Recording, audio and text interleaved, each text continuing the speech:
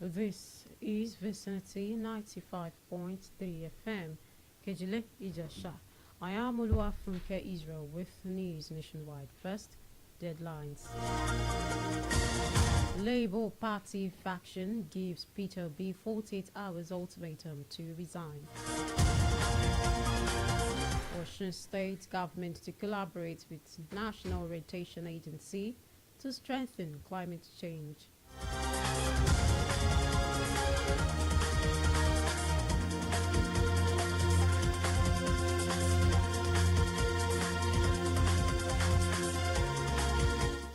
Oyo State cautioned students on examination malpractice in the ongoing NECO exams.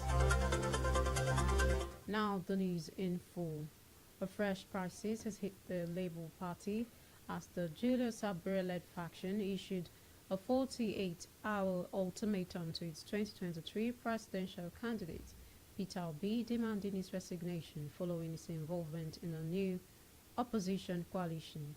The ultimatum comes after Peter Obi appeared at the unveiling of African Democratic Congress (ADC)-led coalition in Abuja, aimed at challenging President Bola Tinubu ahead of the 2027 general elections, while other political leaders, former Senate President David Mark, Rotimi Amechi, and Abu Bakar Malami, have formally left their parties to join the new coalition. Obi is yet to tender his resignation from the Labour Party. Party spokesperson Obiora Ifo told a Thursday had since distanced the Labour Party from the coalition, describing it as a group of worn-out politicians seeking political relevance. He accused Obi of holding secret meetings to persuade party members to defect and warned that the party would not tolerate divided loyalties. Meanwhile, Nenadi Usman faction set embattled Labour Party chair Julius Abure and those behind the 48-hour ultimatum issued to Peter Obi to resign and not recognized by the party. Reacting to the new coalition group, Dr. Awuni Ogudeji warned against working towards a one-party system.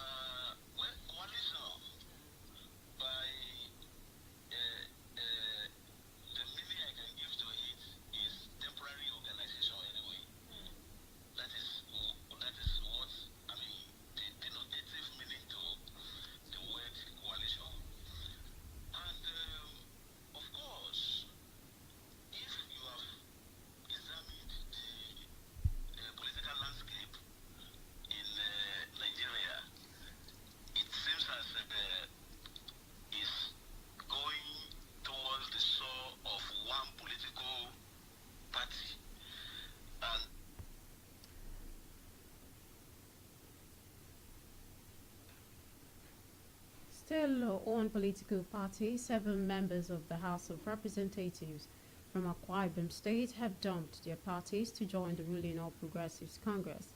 The lawmakers Idem Unyeme, St. Martin's Etin, Paul Ekpo Udwa Ujudo, Okulom Ete, and Okon Basi, all from the People's Democratic Party, and Emmanuel Ekon of the Young Progressives Party.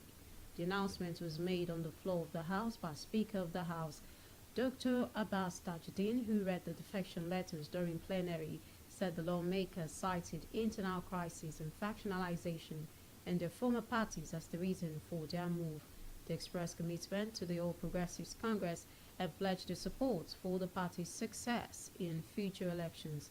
The defection, however, drew sharp criticism from the minority leader of the House, Kingsley Chinda, who described the action as unconstitutional and a threat to the country's democratic principles. Lagos State government has restated its commitment to address and close infrastructural gaps to make commuting pleasurable for residents.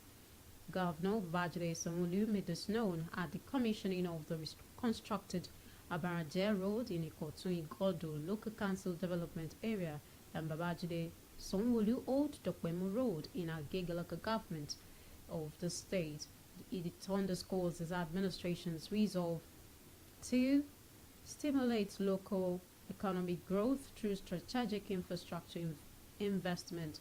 Special advisor to the governor on infrastructure, Olufemi Daramola, urged residents to protect the roads and other public infrastructure as the government remained committed to providing necessities that would make life meaningful for the people.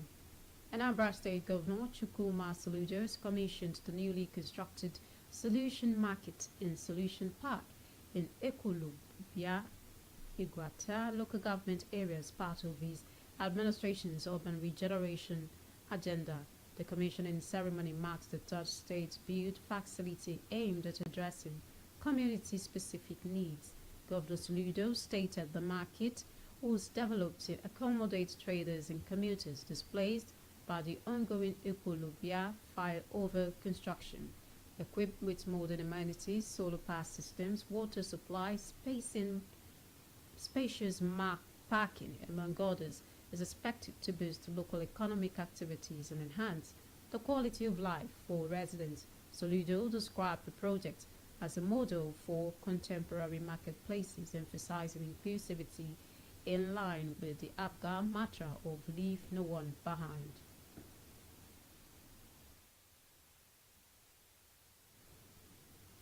Now, soon, the state government has expressed its readiness to collaborate with National Orientation Agency (NOA) to strengthen climate change awareness and advocacy at the grassroots level. Special Assistant to the Governor on Renewable Energy, Funmiso Babarinde, disclosed this at a climate equity program held in Ede, organized by the Youth in Agroecology and Restoration Network, Nets Hope, and USAID Kenya in partnership with community-based groups and government stakeholders. Babarinde emphasized the need to incorporate community voices, advocated for the use of local languages in climate messaging, and specialized media training and involvement of Nollywood and music industry figures to amplify campaigns into local climate policies, and called for a joint framework with the National Orientation Agency, the Federal Ministry of Information and the State Ministry to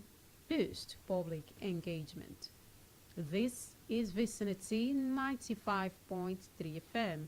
Kejile Ijesha. News nationwide will continue shortly.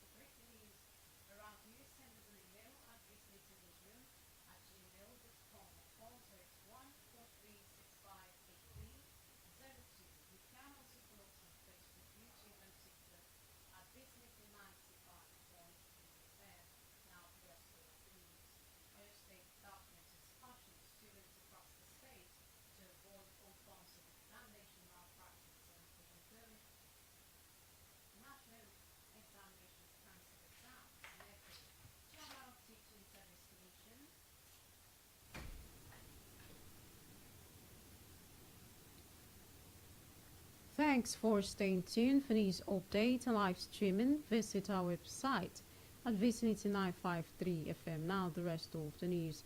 Oyo State government is cautioned to avoid all forms of examination malpractices in the ongoing National Examination Council exams. NECO, Chairman of Teaching Service Commission, Oladipo Olubukola, gave the warning during a monitoring exercise to some secondary schools across zones in the state on Wednesday and Thursday. Olubukola urged both students and teachers to maintain integrity and avoid shortcuts that could jeopardize their academic progress. She expressed the Commission's commitment to maintaining high academic standards and push any act of malpractices and punish any act of malpractices in collaboration with relevant authorities.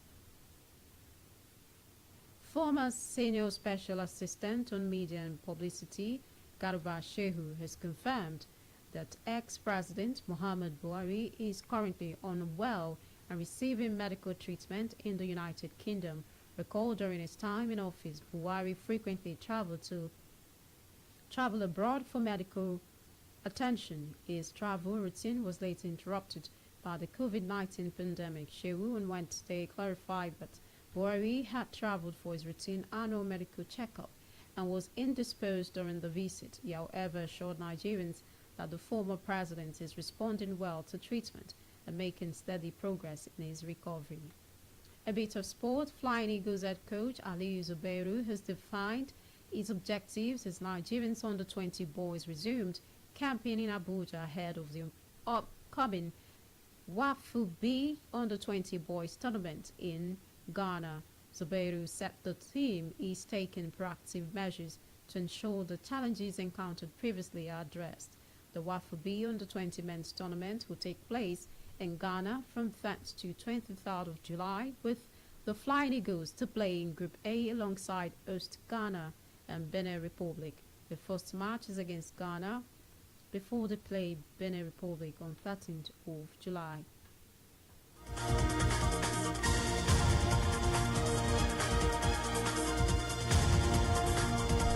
To end news nationwide, another look at the headlines. A fresh crisis has hit the Labour Party as Julius Sabure-led faction issued a 48-hour ultimatum to its 2023 presidential candidate Peter Obi, demanding his resignation following his involvement in a new opposition coalition.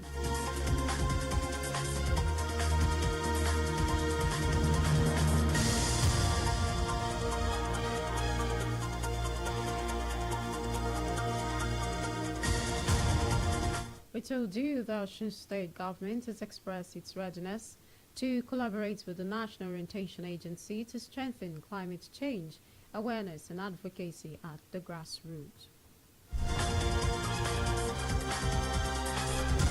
And lastly, you heard Oyo State government has cautioned students across the state to avoid all forms of examination malpractices and the ongoing National Examination Council exams, NECO. Just before we go, the last line. Did you know the shortest war in history, the Anglo-Zanzibar War, lasted only 38 minutes? That was News Nationwide, as edited by Shah Ibrahim. On behalf of the production crew, I am Oluwafunke Israel. Many thanks for listening. Good evening.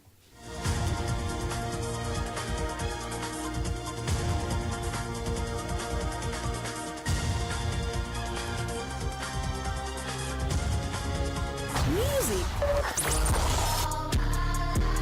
sports, in towards Lukaku, entertainment, politics, all on your darling station, Vicinity 95.3 FM, Ikejile, Ijesha.